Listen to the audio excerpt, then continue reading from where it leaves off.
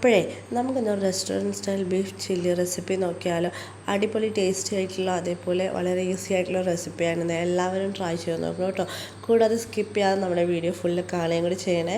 നമ്മളിത് 750 ഗ്രാമോളം ബീഫ് നന്നായിട്ട് കഴുകി ക്ലീൻ ചെയ്ത് ഡ്രൈൻ ചെയ്ത് എടുത്തിട്ടുണ്ട്. ഇത് റെക്റ്റാങ്കുലർ ഷേപ്പിലാണ് നമ്മൾ കട്ട് ചെയ്തെടുത്തിരിക്കുന്നത്.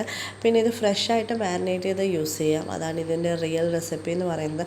പക്ഷേ എനിക്കൊരു തൃപ്തി ഇല്ലാത്തത് കൊണ്ട്, എൻ്റെ മനസാക്ഷി അനുവദിക്കാത്തത് കൊണ്ട് ഞാനിതൊരു ഹാഫ് കുക്ക്ഡായിട്ട് പ്രഷർ കുക്കറിൽ വേവിച്ചാണ് മാരിനേറ്റ് ചെയ്യാൻ മാറ്റി വയ്ക്കുന്നത്. ഇത് ഈ ഒരു സോസ് ഉണ്ടല്ലോ, ഈ ഒരു സോസാണ് ഇതിൻ്റെ ടേസ്റ്റ് ഫാക്ടർ എന്ന് പറയുന്നത്. എനിക്ക് ആദ്യം അറിയില്ലായിരുന്നു കേട്ടോ ഇത് എങ്ങനെയാണ്. നമ്മുടെ റെസ്റ്റോറൻറ്റിൽ പോയി കഴിക്കുമ്പോഴും അതേപോലെ തന്നെ മാരേജിനൊക്കെ ഇപ്പോൾ സൈഡ് ഡിഷായിട്ട് വരുന്നുണ്ട്, ഫങ്ഷൻസിനൊക്കെ.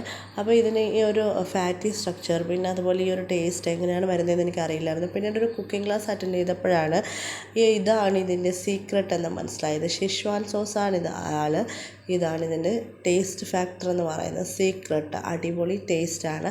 അപ്പോൾ ഇതിൻ്റെ ഒരു എന്താണ് ഡീറ്റെയിൽഡ് വീഡിയോ അല്ലെങ്കിൽ ഷോർട്സ് ഞാൻ അപ്ലോഡ് ചെയ്യുന്നുണ്ട് ഉടനെ തന്നെ.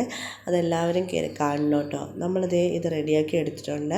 ഈ സോസ് നമുക്കിനി ആദ്യം ഹാഫ് കുക്ക്ഡായിട്ട് വെച്ചിരിക്കുന്ന ബീഫിൽ ചേർത്ത് ഞാനിതിൽ 1.5 സ്പൂൺ ചേർത്ത് കൊടുക്കുന്നുണ്ട്. പിന്നെ ജിഞ്ചർ ഗാർലിക് പേസ്റ്റും ആവശ്യത്തിന് ഉപ്പ്, ഞാൻ ഉപ്പ് തളിച്ച് കൊടുക്കുകയാണ് ചെയ്യുന്നത്. വെള്ളം കല്ലുപ്പ് യൂസ് ചെയ്യുന്നുണ്ട്, അത് ഒഴിച്ചു കൊടുത്തതിന് ശേഷം നമ്മുടെ പെപ്പർ പൗഡറൂടെ ഇത് ആഡ് ചെയ്യുന്നുണ്ട്. എന്നിട്ട് നന്നായിട്ടത് മാരിനേറ്റ് ചെയ്ത് ഒരു അരമണിക്കൂർ റെസ്റ്റ് ചെയ്യാൻ വെക്കുന്നുണ്ട്. ആ സമയത്തിന് നമുക്കിതൊന്ന് കോട്ട് ചെയ്തെടുക്കാനായിട്ട് കുറച്ച് പൗഡേഴ്സ് വേണം, അതൊന്ന് റെഡിയാക്കി എടുക്കാം. ഞാനിപ്പോൾ ഒരു 1/2 കപ്പ് കോൺഫ്ലോറും 1 കപ്പ് മൈദയാണ് എടുത്തിട്ടുള്ളത്. അതിലേക്ക് ആവശ്യത്തിന് ഉപ്പോട് ചേർത്ത് നന്നായിട്ട് മിക്സ് ചെയ്തെടുത്തിട്ടുണ്ട്. ഉപ്പെല്ലാം എല്ലാ ഭാഗത്തും എത്തത്തക്ക രീതിയിൽ നന്നായിട്ട് മിക്സ് ചെയ്ത് കൊടുക്കുന്നുണ്ട്. അതിനുശേഷം നമ്മൾ മാരിനേറ്റ് ചെയ്ത് റെസ്റ്റ് ചെയ്യാൻ വെച്ചിരുന്ന ഈ ബീഫ് കൂടെ എടുത്ത് നന്നായിട്ട് കോട്ട് ചെയ്തെടുക്കണം.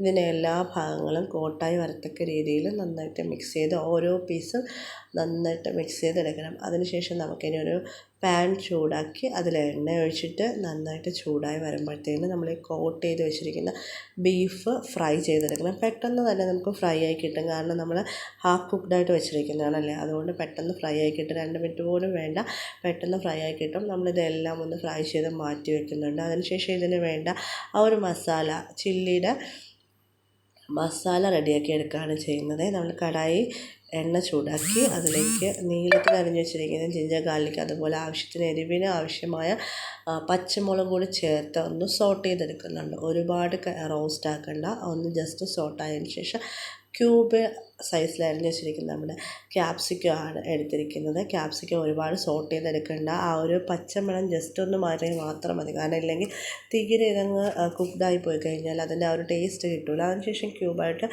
കട്ട് ചെയ്ത് വെച്ചിരിക്കുന്ന ഒണിയനോട് ചേർത്ത് കൊടുക്കുന്നുണ്ട്. ഞാൻ ഇത്രയും ഒരു 1.5 ഒണിയനോളം എടുത്തിട്ടുണ്ട് കേട്ടോ. വേണമെന്നുള്ളവർക്ക് കുറച്ച്, ഇത്രയും വേണ്ടാന്നുണ്ടെങ്കിൽ കുറച്ചുകൂടെ കുറച്ചിട്ട് എടുക്കാം കേട്ടോ. അതിനുശേഷം ഇതിലേക്ക് കുറച്ച് ഉപ്പുകൂടെ ചേർത്ത് നന്നായിട്ടൊന്ന് മിക്സ് ചെയ്തെടുത്തതിന് ശേഷം നമ്മൾ നേരത്തെ റെഡിയാക്കിയ ആ ഷെഷ്വാൻ സോസ് ഉണ്ടല്ലോ, അതൊരു 1.5 ടേബിൾ സ്പൂണാണ് ചേർത്ത് കൊടുക്കുന്നത്. നന്നായിട്ട് എല്ലാ ഭാഗത്തും എത്തത്തക്ക രീതിയിൽ ആ പീസസ് എല്ലാം നന്നായിട്ട് മുങ്ങി വരത്തക്ക രീതിയിൽ എല്ലാം നന്നായിട്ട് സോട്ട് ചെയ്തെടുക്കുന്നുണ്ട്. അതിനുശേഷം നമ്മൾ ചേർത്ത് കൊടുക്കുന്നത് സോസാണ്, സോയ സോസാണ്, ഡാർക്ക് സോയ സോസാണ് ഒഴിച്ചു കൊടുത്തിരിക്കുന്നത്. അതൊന്ന് നന്നായിട്ട് എല്ലാ ഭാഗത്തും എത്തത്തക്ക രീതിയിൽ നന്നായിട്ട് മിക്സ് ചെയ്ത് കൊടുക്കണം. ഇപ്പം തന്നെ ആ ഒരു ഷെഷ്വാൻ സോസ് ആഡ് ചെയ്തപ്പോൾ തന്നെ നല്ല മണം വരുന്നുണ്ട്, ആ ഒരു ബീഫ് ചില്ലി ഐറ്റംസിൻ്റെ എല്ലാം. എന്നിട്ട് ഇതിലേക്ക് കുറച്ച് വെള്ളം കൂടി ചേർത്ത് നന്നായിട്ടൊന്ന് മിക്സ് ചെയ്തെടുക്കുന്നുണ്ട്. അതൊന്ന് വരാൻ വേണ്ടി മാത്രം വെയിറ്റ് ചെയ്താൽ മതി.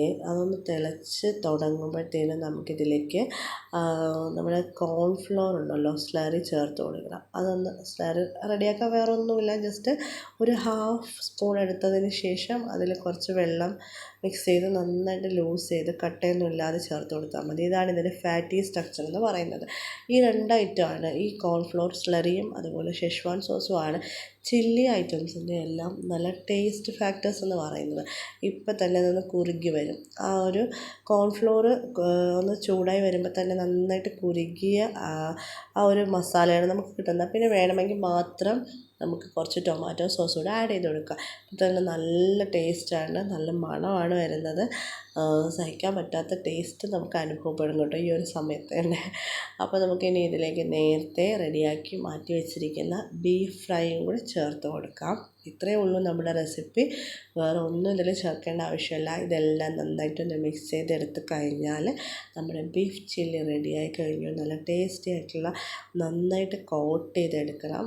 എല്ലാ മസാലയും ആ ബീഫിലെല്ലാം നന്നായിട്ട് കവർ ചെയ്ത് മിക്സ് ചെയ്ത് വരത്തക്ക രീതിയിൽ ഇതൊന്ന് മിക്സ് ചെയ്തെടുത്ത് കഴിഞ്ഞാൽ നമ്മുടെ അടിപൊളി ബീഫ് ചില്ലി ഇവിടെ റെഡിയായി കഴിഞ്ഞിട്ടുണ്ട്. സിമ്പിൾ ആൻഡ് ഈസി റെസിപ്പിയാണ്. എല്ലാവരും ട്രൈ ചെയ്ത് നോക്കണം. എല്ലാവരുടെയും ഫീഡ്ബാക്ക് കമൻറ്റായിട്ട് അറിയിക്കണുണ്ട്. നമുക്ക് പൊറോട്ടയുടെയോ അല്ലെങ്കിൽ ചപ്പാത്തിയുടെയോ റൈസിൻ്റെയൊക്കെ കൂടെ സൈഡ് ഡിഷായിട്ട് യൂസ് ചെയ്യാം. ഞാനിപ്പോൾ ചപ്പാത്തിയുടെ കൂടെയാണ് യൂസ് ചെയ്തിരിക്കുന്നത്. നല്ല ടേസ്റ്റാണ്. എല്ലാവരും ട്രൈ ചെയ്ത് നോക്കണം. ലൈക്ക് ചെയ്യുക, ഷെയർ ചെയ്യുക, സപ്പോർട്ട് ചെയ്യുകയൊക്കെ ചെയ്യണം കേട്ടോ.